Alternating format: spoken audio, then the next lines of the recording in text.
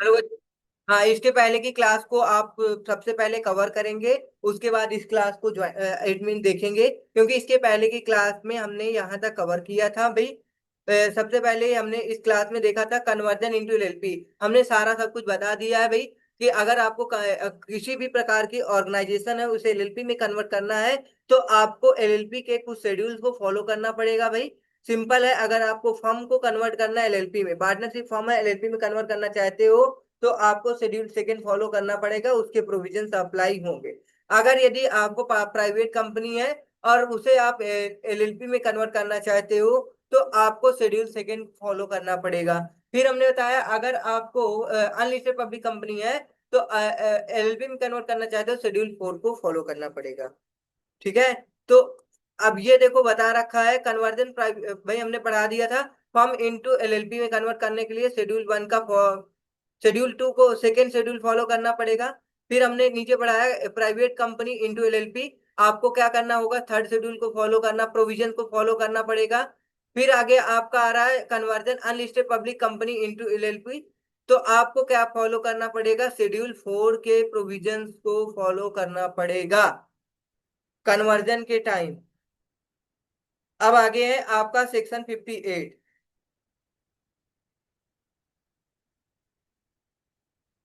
अगर आप रजिस्ट्रेशन कराते हैं एलएलपी में, तो किस प्रकार का इफेक्ट आता है, या फिर registration and effect of conversion. भाई अगर आप रजिस्ट्रेशन करा लेते हैं तो बहुत सारे इफेक्ट आते हैं। अगर आप क्या करते हैं भाई, कन्वर्जन करते हैं, तो भी बहुत सारे इफेक्ट आते हैं। तो उसकी बात कर रहा है, registration and effect of conversion की बात कर रहा है, क्या क्या इफेक्ट आएगा। तो इसको आगे हम देखते हैं।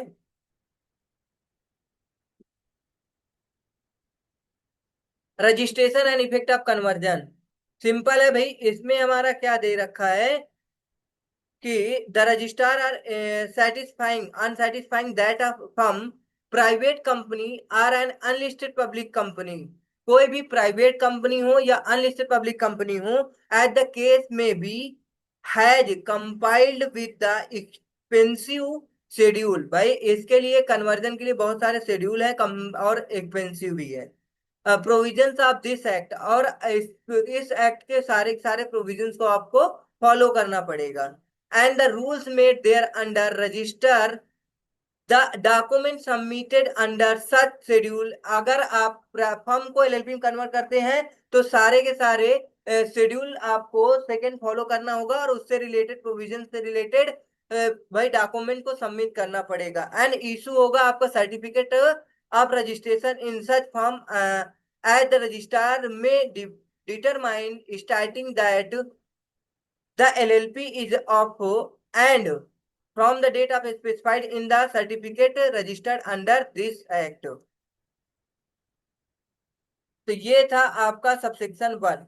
सबसेक्शन टू में क्या है, LLP shall within 15 days, LLP को क्या करना होगा, विद इन 15 डेज आप रजिस्ट्रेशन इन्फॉर्म करना पड़ेगा ROC of the firm registrar of a company is as the case may be which with it was registered under the provisions of Indian Partnership Act 1932 or the Companies Act 1956, now Companies Act 2013, as the case may be, about the conversion and the particulars of the LLP in such form and manner as may be prescribed। Okay मतलब कह रहा है कि ROC को आपको 30 दिन में बताना पड़ेगा अगर आप कन्वर्जन करते हो, और आपको क्या करना होगा, फिर which it was registered under the provisions of Indian partnership act 1932, company act 1956। अब कंपनी एक्ट 19 2013 है, as the case may be about the conversion and the particulars of the LLP in such form and manner as may be prescribe. अब आपका भाई third section है, subsection है। क्या है third subsection में आपका, upon such conversion the partners of the firm the shareholder of private company unlisted public company. भाई फर्म है, फर्म का कन्वर्जन प्राइवेट का अनलिस्टेड पब्लिक कंपनी का ही कन्वर्जन किया जा सकता है। In the case any may be the LLP to which such firm as such company has converted and the partners of the LLP and shall be bound by the respective schedule as the case may be applicable to them। Simple बात हमने बता दिया था भाई, अगर आपका firm है तो आपको शेड्यूल 2, अगर आपके प्राइवेट कंपनी है शेड्यूल 3, और आपका पब्लिक अनलिस्टेड कंपनी है तो शेड्यूल 4 को, वही चीज को ये भी बोल रहा है, एज मे बी अप्लीकेबल। ठीक है ना। अब आपका सबसेक्शन 4 है, upon such conversion and from the date of certificate and registration, the effect of the conversion shall be such as specified in respective schedules as the case may be. Effect of registration, notwithstanding anything contained in any other law for the time being in force। भाई आपका जब भी date of registration specified हो जाएगा in the certificate of registration issued under the respective of schedule as the case may be, बहुत सारे effect आ जाएंगे। भाई कंपनी के नाम में क्या हो जाएगा, there shall be LLP the name specified in the certificate, भाई उसके नाम सर्टिफिकेट बन जाएगा। मोबाइल इमोबाइल प्रॉपर्टी उसके नाम पे हो जाएगी, असेट वगैरह सारा सब कुछ हो जाएगा। इसको आप पढ़ लेना, हमने आगे भी पढ़ाया था। The firm or the case as the case may be shall be deemed to be a dissolved and removed from the record of the registrar of the firm, registrar of the companies as the case may be। Foreign LLP, अब हम foreign LLP की बात करेंगे। भाई foreign LLP क्या होती है, वो एलएलपी जो आपकी भाई क्या है, इनकॉर्पोरेटेड है फॉरेन में but place of business India में है, तो उसे हम बोलेंगे foreign LLP. The central government may make rule for the provisions of relation to the establishment of place of the business by the foreign limited within India.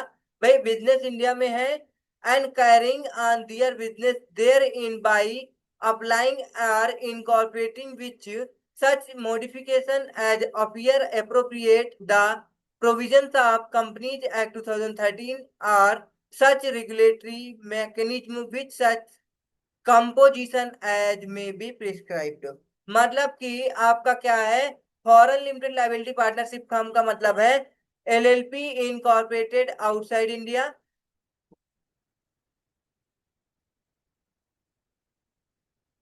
But having place of business in India. तो ये आपकी foreign LLP मानी जाएगी। Okay, ये आपका section 59 था। अब आएगा आपका सेक्शन 60। 60 के बाद कितने सेक्शन बचते हैं,